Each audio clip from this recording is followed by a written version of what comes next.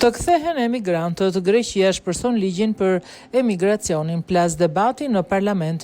Një debat i ashpër politik është zhvilluar në parlamentin grek pasi qeveria e kryeministrit Mitsotakis po shpërson ndjeshëm politikën e saj ndaj emigracionit palishëm, duke miratuar një ligj të ri që përshpejton kthimin e emigrantëve.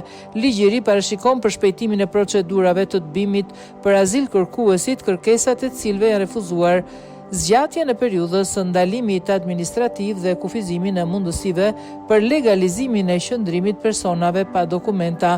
Në të njëjtën kohë, siç theksojnë mediat greke, qeveria Mitsotakis synon të krijojë qendra riadhësimi jashtë BE-s në bashkëpunim me vende të treta, ku do të transferohen emigrantët në pritje të kthimit në vendet e origjinës.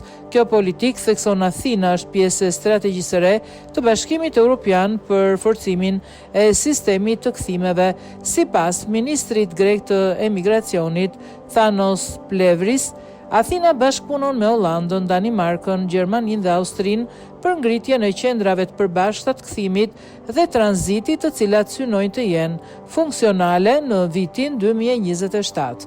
Qeveria greke ka nisur gjithashtu kontaktet me 2 vende afrikane për këtë projekt pas zbuluar identitetin e tyre. Debati në parlament mori një dimension të ri pas ndërhyrjes së ish-ministrit të emigracionit, Makis Voridis, një nga figurat më të njohura të krahut konservator të demokracisë së re, i cili ka qenë artues i pjesës më të madhe të këtij ligji.